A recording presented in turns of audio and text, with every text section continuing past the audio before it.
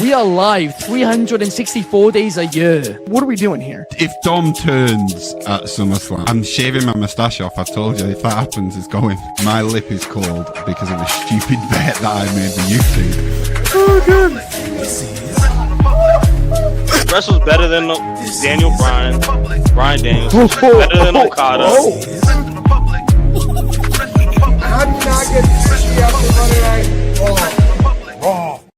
What is going on, everybody? We are back once again with another edition of Wrestling Republic's daily broadcast. It's Saturday, May the 17th.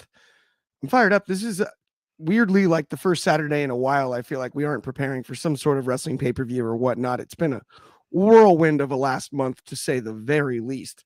But I'm stoked. I have a traditional Tuesday-like crew today on a Saturday hanging out with me. Let me introduce them to you before we break down SmackDown from last night. First and foremost, let's send this one across the country from me to the DMV. Get your twos up. It's Shoddy. What is going on, my friend? What is going on, Clark? You say that, but next weekend is arguably one of the busiest wrestling weekends. That's why I said it. I was starting to get nervous. I know. Next week, obviously, we got Saturday night main event. We got NXT Battlegrounds, and we have, of course, show I'm most excited for, Double or Nothing. But you know, we as wrestling fans are treated nice. But yeah, man, I'm excited. Got to watch SmackDown last night in totality, and there's a lot to talk about, so I'm pretty hyped to discuss. No doubt we will break that down today. I'm stoked about it. We already got some comments too. Good friend of the show, Fernando Zayas with Good Afternoon WR Crew. What's going on, Fernando? Chris C is in the comments with, hey, how are you, Chris C? What's up? But let me introduce our other co-host for this afternoon, evening, morning, depends on where you are, geographically speaking. I'm going to send this one all the way across the pond, the Atlantic Ocean, I think they're calling it these days, to Mr. In the Bank himself, Mickey's best pal, Jordy. What's going on? Happy Saturday. Hello, my friend. It's good to be back on the daily. I have been fairly inactive for Wrestling Republic, so apologies there. I'm sure Shad's been happy about that, but that's just one person. So the people in the comments that do actually like me, I'm sorry I've been away, but I'm back now. No more work events for a couple of weeks. Yeah, been an exciting couple of days in London. Did a couple of events with Disney, so yeah, it has been exciting. But now we are talking about SmackDown. I did watch the show, and yeah, quite a lot. I enjoyed it. I enjoyed it. Like I say, it's been a while since I've really been able to take a second and just enjoy the show. So I'm excited to talk about it with you guys. Definitely a fun SmackDown, to say the least. Chris C is here, has never watched the stream. Welcome, man. Absolutely. Welcome, Thank bro. you for joining. Hope you stay and watch many more. By the way, Jordy, I'll tell this on air. Your Mickey's Best Pal page is so viral. My wife sent a video of the They Not Like Us, one of them performing it. And I was like, no, she didn't know what she thought it was funny. And I was like, you know who this is? She's like, no. I was like, this is one of my buddies that I podcast with. And she's That's like, outstanding. She's like, that's crazy. So you made it on the For You page. We did it. People. Shad can't even shake you in his on DMs. Oh yeah, I'm haunting you, bro. I'm haunting you. You're like, please tell me you know who that is. It is what it is. That's classic. It's awesome. I love it. Let's talk about last night, though. Obviously, Jeff Cobb has been renamed. What is it? JC Mateo? What are we doing? JC Mateo, bro. Stop it. Yeah. Stop it. And with the 27th pick, the Los Angeles Chargers select offensive guard from UCLA, JC Mateo. What? Why did we do this? Solo Sikoa did qualify for the Money in the Bank match, so we will address that as well. I thought that part was pretty fun, but JC Mateo, woof. God, talk to me about all of it. Yeah, man. Okay, first and foremost, let's talk about Solo, because I agree with you. That needs to be mentioned. Solo Sikoa to me is one of the most underappreciated professional wrestlers in all of pro wrestling. And I'm saying that with full confidence. I think us as fans like to do this nitpicking game, like to do this compare and contrast game, saying, well, Jacob Fatu is going to overshadow him. Whatever that may be, the man plays his role perfectly. Okay? He is become an enforcer to a con artist, right? To a guy who is such a sleazy, crooked leader. And that's kind of been his whole get-go. Every opportunity in the storylines he has, he knocks it out the park. From the whole situation with Roman in the tribal combat match to what's going on now, seeing the friction between him and Jacob, pretty much getting a new enforcer because he knows that Jacob is ready to move on. I know there's a lot of complaints about him winning last night, but I honestly can confidently say he was the right choice. I love Rey Fenix. I think Rey Fenix in a ladder match makes a lot of sense. But Rey Fenix is still relatively new into the WWE. You got to give him some time and opportunity. He still has to, build on that. And then, y'all know, man, I love, the other counterpart, Jimmy Uso, a lot too. Big Jim is my guy. But like Solo to me, man, out of all three brothers, he's been the most, maybe next to Jay, consistent out of Rikishi's kids. And he's done a little bit more than Jimmy lately. So him being in the Money in the Bank makes a lot of sense. Him potentially winning Money in the Bank makes a lot of sense. Talk about the character aspect of it. Talk about his, intentions. Maybe he'll cash in on Jacob Fatu. I like that opportunity where they can, tease many different things. So for that, man, I'm super happy for him. I think it's well deserved. Now let's talk about Jeffrey Cobb for a second. Okay. The presentation for JT, Mateo, Jeff Cobb is a major head scratcher because him wrestling yesterday in them tight ass black jeans and that schmedium shirt was blasphemy. Why don't you let him go to the back, Nick Aldis, and get comfortable? He looked like he was smuggling a bunch of rotisserie chickens from Walmart in that, man. He was not comfortable at all. And then the name change. What in the blue hell is a JT Mateo? How stereotypical do you have to get with that randomizer with these Polynesian names? Like, I don't understand it. I watched the Allison analysis. I think a lot of what Ben says is valid. I'm not super worried for it just because it is the first night on the job, but I don't know what his shelf life is with this type of presentation. I think if you're going to make him a beast, because we know Jeff Cobb is a beast. You know what I'm saying? The dude, his track record is good as anybody. He's an incredible in-ring worker. But like this type of situation is hella random, hella weird.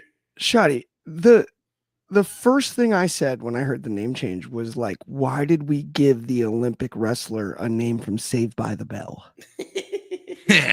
Like, what was whose idea was? And then he not to call him JC. He hit the hang 10 after the win too.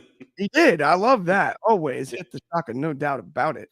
But I mean, I did not like it. And to your point, we have an Olympic wrestler, just like Chad Gable, just like Kurt Angle. He is an Olympian. You can't take that away. The guy's been in the singlet his entire career. I understand that WWE universe is different than the rest of the fans, and we can make that argument all day long, and it's fun and stuff. We all know who Jeff Cobb is. But to that point, think about, people are going to say that, right? Everyone is going to always say that. But look what they have just signed recently. Jade, the same person from where she was previously. Ricky Starks, the same person he was prior to. Julia, same person. Vaquer, same person. Sean Spears is not even Ty Dillinger anymore. Both of the Lucha brothers. But how about this? Cody Rhodes. Rhodes. He's not Stardust. He's literally the Cody Rhodes that got created. Yes, the song he had made to shove it in their face. Yeah. There's more than one royal family. That's his entrance. So they're not privy to doing that. I don't know what. Like another thing is this: Jeff Cobb is a wrestler's wrestler. For you to have him wrestle in like just some clothes he bought from H&M the night before is wild, bro. Yeah, you know what I'm saying? Like, you look like Crew. The other factor to me, Shotty, is So if you Google Jeff Cobb, right, you can see he wrestled Yoel Romero in the Olympics. You can see all of that stuff. If you're real curious about his background, right? If you Google JC Mateo, like it's going to autocorrect you to JC Penny. It's ridiculous. What? Whoever approved that name, I hate to say this about people, but I don't like you. It bothers me that you did this. It's the, like I said, man, it's the auto-generate name that they hit in the PC. Horrible. You know what I'm saying? It's horrible. It's like when you do a creator wrestler on the video game, it's the one that like it would just spit out. Yeah, some generic. Like, this is your guy, JC Mateo. You know what it really is? Is it's like the beginning of My Rise when they have like the PC characters that aren't real. Yeah, you talked that to was one like of the them. one left on the cutting room floor. Jordy, I swear I'm going to let you talk about this though. Do you have anything positive to say about JC Mateo? And what do you think about Solo qualifying? Here's my one caveat when it comes to this qualification match. Both Big Jim and Ray Phoenix in any match with ladders involved seems logical to me. Solo Sikoa up there, putting his bare feet on the metal, that could get cold. I don't know. wear That's shoes all now, I'm bro. saying as far as climbing. I know he's put the shoes on, but still, I miss barefoot Solo. Yeah, same a little bit. I have to admit that it gave you MAGA vibes, didn't it? But that's by the by. Do I have anything to say about positive to say about JC Mateo? I mean, the guy himself, of course. Yeah, there's lots of positive things to say about Jeff Cobb. About the name itself, I think Shad summed it up so perfectly that I can't even try. The only thing I will say, and this, I guess, why it is a little bit like we're making jokes. I guess it is a little bit more serious. So, like, I was watching with my wife, who doesn't really know who Jeff Cobb is, and she was like, "Why does this guy look like he's just out of the crowd?" And it's like, that's not good, because he deserves better than that. So for someone to, if this is their first time ever seeing him, they shouldn't think it's just somebody that's out of the crowd. And like I said, like, wearing the all black, it just felt like he was in the crew. Like, it felt like he was stage crew that had somehow ended up in a fight with LA Knight. So yeah, nothing really positive to say about the name, but I mean, I'm glad he's in WWE. I'm interested to see where this storyline goes, and have him part of this group with Jacob, Solo, and obviously JC Mateo. But I do echo again what Shad said about Solo. I think he's massively underrated. I think on the mic he's brilliant. I think he's funny. I think we're yet to even really see him flex the funny bone that I've seen him do at live shows and stuff like that. You see it a little bit. He just feels more confident on the mic now. No, like when he interrupted Jacob last night, it just feels like he's really come into this character. And I love that for him. That stood out the most to me when he hit the Yada to mean, Yeah, and did it in a corny way. mm-hmm. That is difficult because I guarantee you Solo doesn't normally hit Yada to mean in context at all. But if he were to, he wouldn't say it at the delivery was like really high quality promo work because it fit the situation really well. Yep. And he was supposed to be the butt of the joke.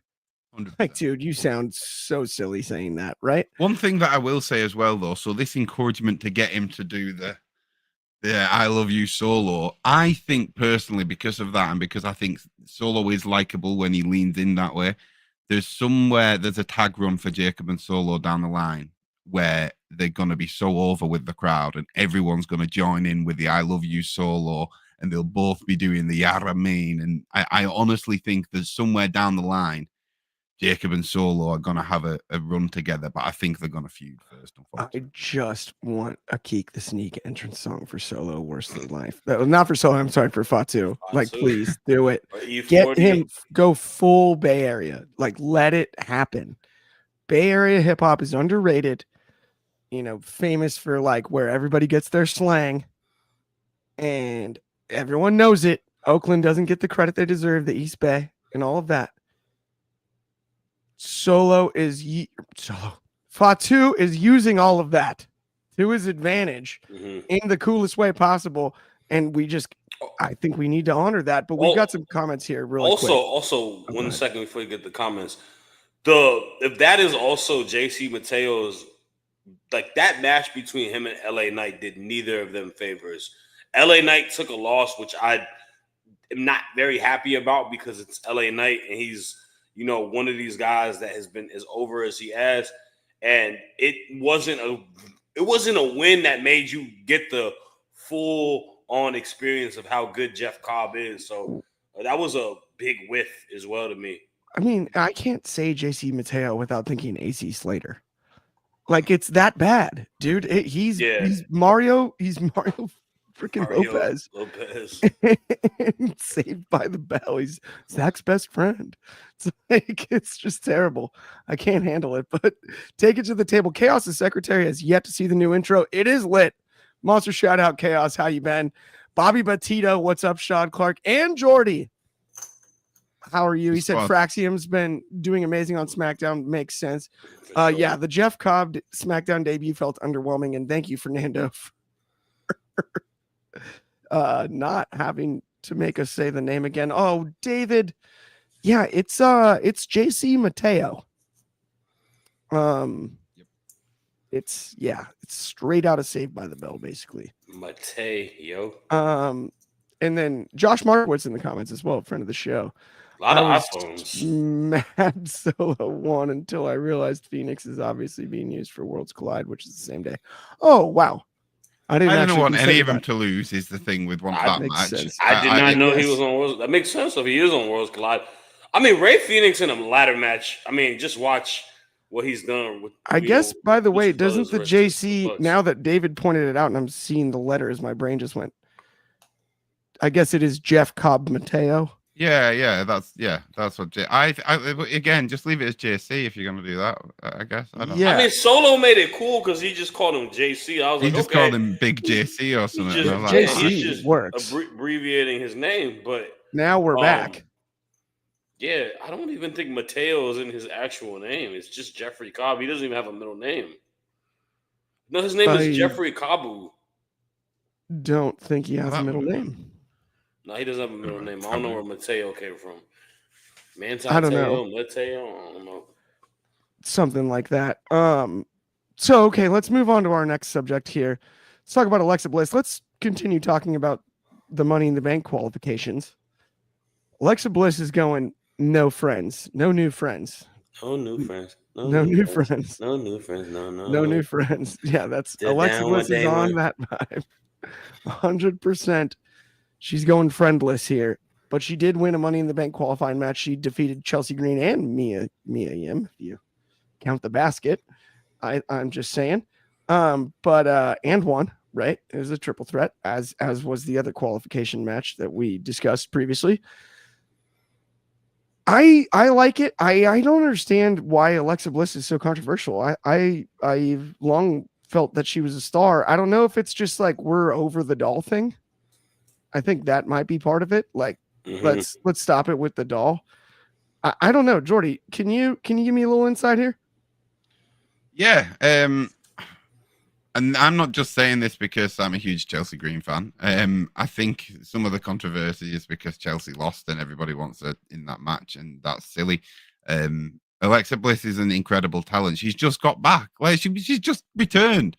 Like I know she returned and then went away for a little bit, but like she's kind of just got back into being on weekly shows and stuff. Like as much of a Chelsea Green fan as I am, I anticipated that Alexa Bliss would win this match, and I kind of wanted her to see it. I still think Chelsea will squeeze away into the match in a kind of last chance elimination kind of situation. But yeah, I'm happy Alexa's in a match. Alexa in the ladder match. I think she's a talent that not the women's division has necessarily been missing because there's a lot of talent within that division. But yeah, she's unique. She's something different, and I think that she brings a lot to the division. And the stuff with Charlotte it's intriguing me. It is intriguing me because when she was speaking to her last night, when she was speaking to her last night, she kind of showed a bit of vulnerability there. Do you know what I mean? Charlotte pushed her off and was like, "Why me? Why we were never even close." And Alexa kind of basically said, "Like, look, like you might not realize how important what you did was, but like." Now I feel like I can show that appreciation back and return the favor, whether you realized it was important or not. So it intrigues me this because again, Charlotte teaming up with someone is not something we're necessarily used to seeing, right? You're spot on there, because you know what I really actually like about it is Charlotte needed something. And Alexa Bliss, I always looked at the 4.5 horsewoman. She didn't come up through NXT the same exact way. She wasn't ever considered a horsewoman, but that era, she was the 5th in a lot of stuff. She was important in a lot of stuff, and we sort of forget about Bliss. And I like the reconnection to Charlotte in some way, to your point almost, is what it feels like. Like we're connecting long separated dots, if that makes sense, right? And I dig it 100%. I mean, it's interesting to see what Bliss is going to do from here. Do you have anything to add, Shad, before I do this ad read? Tune in to Take It to the Table, because me and Chaos and Anthony get full detail about Lil Miss Bliss. But it you know what? I like her. I like her a lot. I just smell makeshift tag team for the purpose of makeshift tag team in WWE nature. So, but don't worry, I ain't gonna talk about it now. Take It to the Table dropping soon. Shameless plug. Speaking of, let's talk about the new channel here. Let's talk about Wrestling Republic Undercard.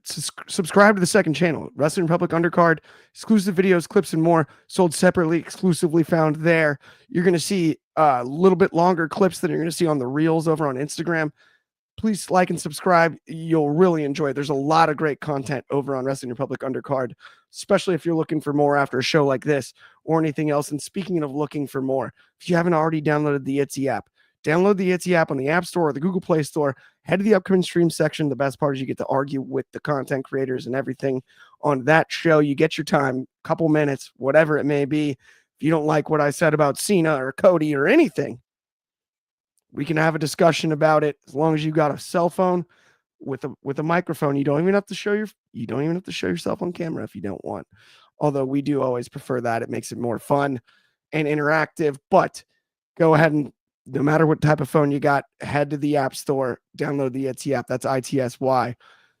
Let's keep this. If you got it, no, hold up. If you got an Android, just grow up. Just grow up. Grow up already. Find the nearest bin, open it, stores. pop it in, and then go and get yourself an iPhone. Yeah.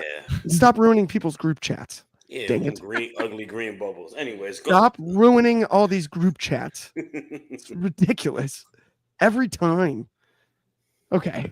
Let's talk about Carmelo Hayes and Alistair, the artist formerly known as Malachi Black. So now we've got something in between Malachi and Alistair Black. He still wears the Muay Thai shorts, which I appreciate. He's a Dutch kickboxer. So that makes even more sense. Right. But yeah, totally adds up, doesn't it? Only you have paid attention to. I never even noticed. Me to death. Bugs me endlessly. I am awake at night thinking about, like, why? Who made this decision? Fair dues. I don't understand it. Alistair Black picks up the victory via DQ, but Carmelo Hayes does stand tall. It's a little nothing but nylon, a little nothing but net. No problem on the backside of this. I'm just stoked that Carmelo Hayes did anything important, but can we let him pin somebody important on TV if we're going to do this? And second up, I think Alistair Black has a unique skill set and a unique aura. We got to make a decision on what he is. Is he the work rate guy because he's the Muay Thai striker that's really a Dutch kickboxer? Or is he the eerie, in your head, supernatural type character that we've built him as? He's now between the two. And I'm not sure. It's almost like when Karrion Kross was wearing gladiator gear. It's like, is he the leader of the armies of the North suddenly? Right? Like, I want a little bit more direction. I like the current entrance. It's working. I think Alistair Black seems to be happier since he's been over here, but I don't know what to do with this other than I wish that Hayes had actually picked up a victory. If you're going to do it, go all the way. When it comes to this one, I don't know. Can you make some sense of this mess for me, Shad? Yeah, I mean, these are the type of booking situations that really uh, frustrate me with Triple H. It's the 50-50 booking. It's the I don't want to make either guy look bad type of situation. And you get a lot of reoccurring finishes like this. You get a lot of multiple angles that go like this. And it doesn't really benefit anybody. And I get the gist of it. The the key is that Carmelo Hayes didn't lose. He didn't get pinned, and that's how he stands tall. But Carmelo Hayes stands tall because Carmelo Hayes is Carmelo Hayes. Carmelo Hayes is someone that people all of a sudden have thrown a lot of disrespect towards, have been thinking that he's kind of a lost cause. But let's not forget, this is a guy coming out of NXT, is in the same ballpark as someone like Braun Breaker, who's doing phenomenal things on Monday Night Raw. He's in a just position because they haven't given him the opportunity to show why he's him, why he was that champion on NXT with both titles. And to me, that is the more frustrating things. Even little intricate stuff like this. He won the Andre the Giant Battle Royal, Andre the Giant chain. Like, that is just absolute brilliance. Instead of carrying that hefty trophy, he's letting you know that, yes, I won a Battle Royal and I'm the champ. And this is my necklace that kind of goes on top of, his whole cockiness to it as well. You gotta at some point be all in on this guy, because this is a guy that has a insane amount of charisma and mic skills on top of being leaps and bounds better than a lot of people bell for bell. This is a guy, besides maybe the fact that he might be a smaller stature person, is a potential main eventer if you allow him to be a main eventer. Like, he's not like Braun Breaker in the standpoint of just how he dominates, but he's like Braun Breaker off of a talent standpoint. And for me, it is frustrating that we continue to put him in situations like teaming with The Miz, right? No offense to The Miz, or being the guy who makes other people look good. At some point, you got to really hone in and let him be like, you know what? We're going to push you. We're going to let you be the guy. Now, in regards to Aleister Black, I don't think this does him any service as well, because one, he shouldn't take any losses. He should be kind of getting a bunch of wins, and you allow him to be that big comeback person. He's hella over, this, that, and the third. You got to let him get into some meaningful feuds, because so what you said, the bread and butter of Aleister Black is, one, he is a great worker, right? And he's had phenomenal stuff. But the work rate stuff has to come second to how great of a character he is, how great of a mind he is, right? That type of stuff needs to be positioned into it. I just fear for it because I haven't seen the track record of these type of characters succeed on the main roster. You look at the Wyatt Six. Where are they? Nowhere to be found. We saw what happened to the Final Testament. A lot of them got released. Now we just have Karrion Kross. Was their Final Testament. Yeah, like they don't hit it out the park with a lot of these more grim, spooky characters. The Isla Dawn and Kaylee Ray, they broke them up and they put Kaylee Ray in the whole faction now with Chelsea Green. So they haven't shown me that they know how to hone into this. And it's so mind-blowing because historically, you got The Undertaker. You got Bray Wyatt in the Wyatt family. You got Kane. You've had people like this succeed. I don't know what in, Paul Levesque's mind doesn't allow stuff like this to really take in it. All the production they got too. Like, the production side of it is so damn good. Here was my thing that I thought about this, and I actually kind of want to ask Jordy, you what your opinion is on this when it comes to Aleister. So, like, the Black Mass, that spinning heel kick is as cool of a right. That is one of the coolest kicks thrown in the game. Mm-hmm. I think of, like, again, it's mixed martial arts, but Mirko Cro Cop, if you've ever heard of him, he used to say, like, whatever it is, right leg hospital, left leg cemetery, right? Like, that was his old saying. And, like, if he hit with the left high kick, it was just over. Like, if it landed, it was over. I would love for that to be pushed further because it's the strongest thing that he's got going. Is the Black Mass is a definitive end. It's as over as any finisher as there is. It's as violent looking. It sounds amazing every single time. I think we build around that. I do think it's Black Mass. It is Mass. like as in Catholic Mass, for reference, David. But yeah, Jordy, what would be your thoughts on that? What do you think about building just more around the striking than previous years where it's been more about the character itself? I think I think they're doing a good job of building a combination. In all fairness, I think it might take a little bit of time because it is half spooky, but I think you should lean into his striking power. And to what we said about kind of the previous, like you said, the Undertaker, one of the most iconic of all time, and you listed off a good number there. Is it perhaps because they see that that they've peeled back the curtain and it's hard to create a character like that when kayfabe is so kind of non-existent at this point? But in terms of the finisher itself, listen, RKO's ain't gonna be around forever, sadly. You can hit a black mass out of nowhere, I think. And I think that's why I like this finisher. I think the more we see it, I think we can start seeing kind of the high flyers like jump into it. Do you know what I mean? I think we can start seeing some variations of it and protect it. Make it that one kick, they fall like they've been completely just KO'd. Do you know what I mean? Keep it like that for the longest time, if you ask me.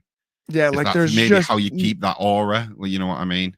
Knowing at any point it can just out like a flash. There's just no like getting back from that, right? It's like the tombstone. There's no way. It's not possible, right? Like you're out cold. Yeah. I would almost love for him to win matches via Black Mass, and like this is a little bit grim, but to have pretty much anybody he hits it on be like help to the back. Like they're out, right? And don't make it like a concussion thing. But right, like you're on Dream Street, right? Like you got it's the whiplash effect, right? It's they do it with Logan's punch and it annoys me, but that kind of effect, do you know what I mean? Yeah. Like where they just like they've literally folded, like, and it's like, oh wow, they're out. Right. And sell it like Jimmy did with the RKO, the clip that went viral when he laid on the ground when they were rolling the ring mat up, and he was just still laid on the mat. Still and on they were the mat. rolling him up with it. You know what I mean? Like. Sell it like that. We need people to do stuff like that.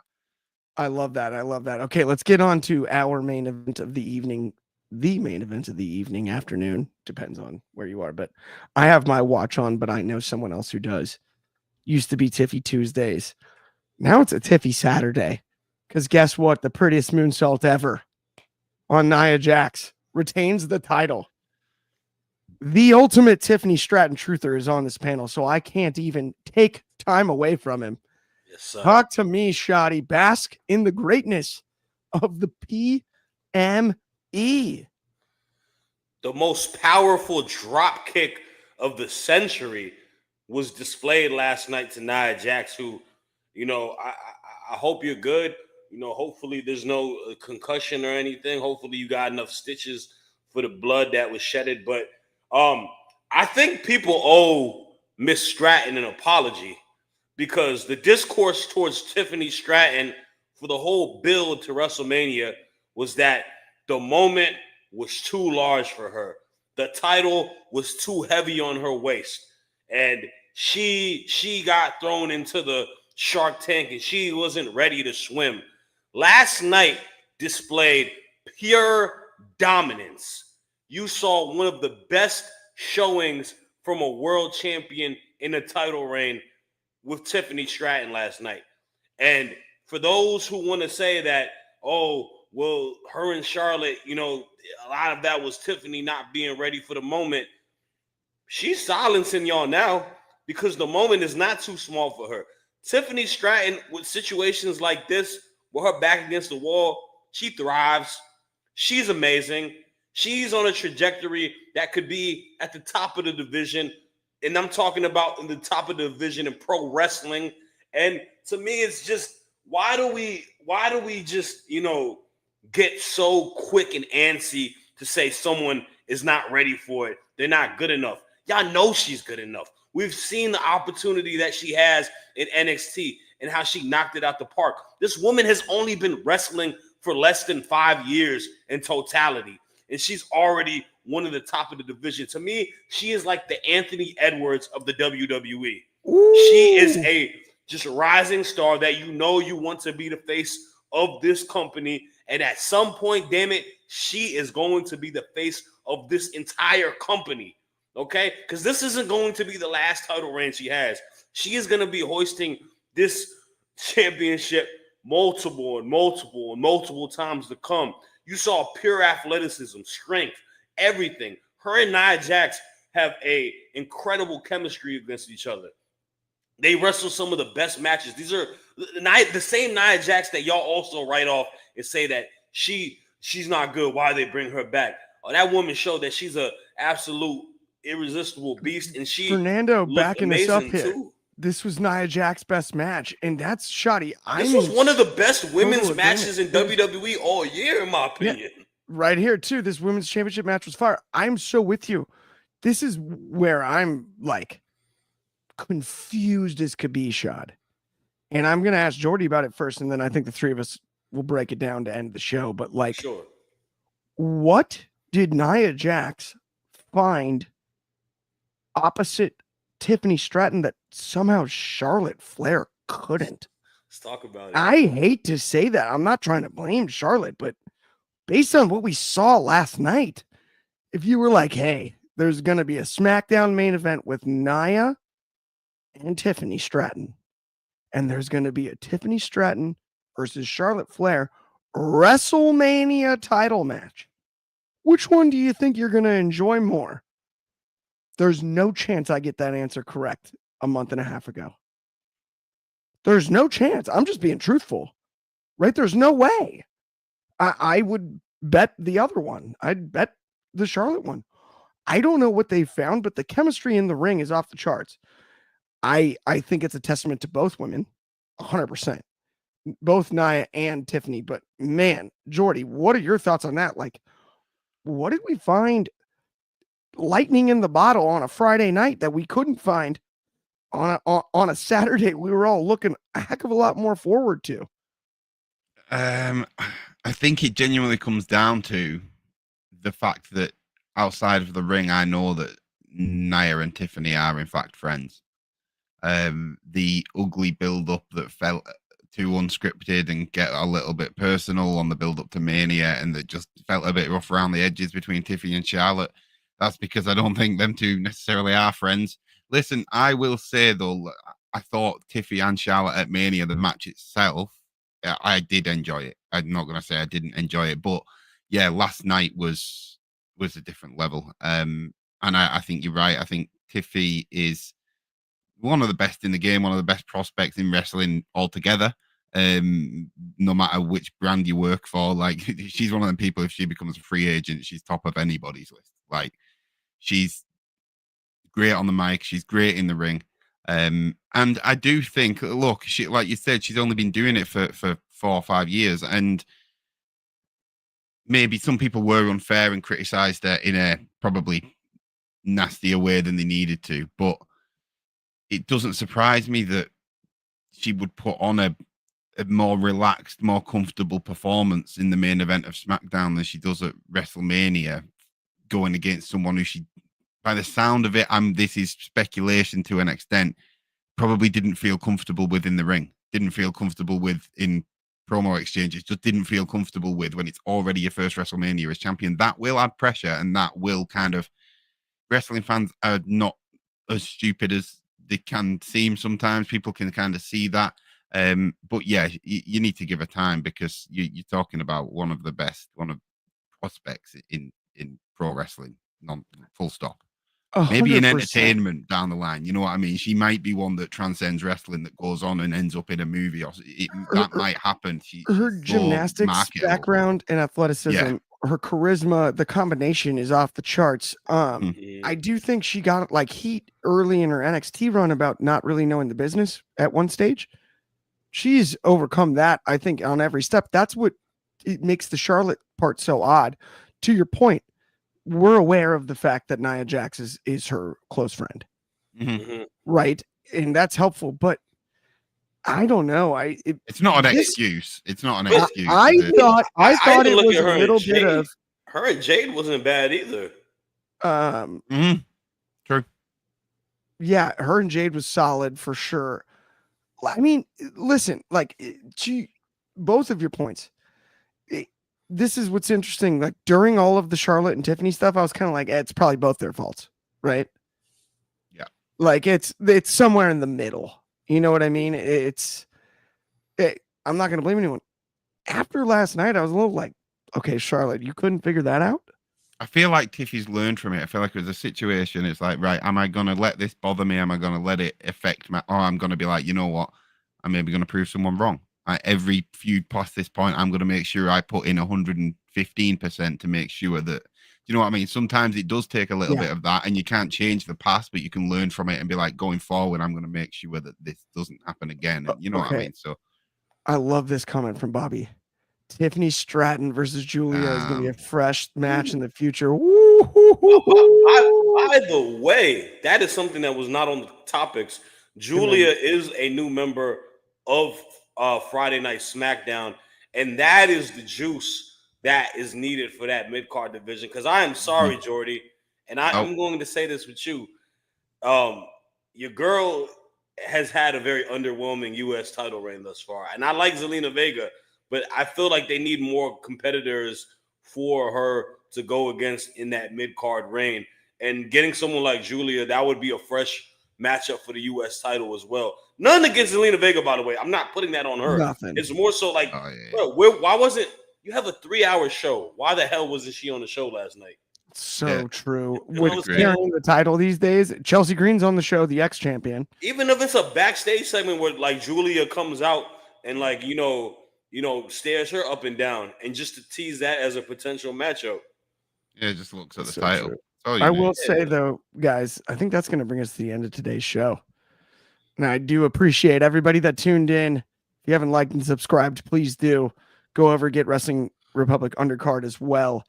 And yeah, have a great rest of your Saturday.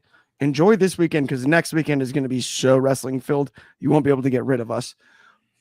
But we'll be back same time, same place Sunday, tomorrow.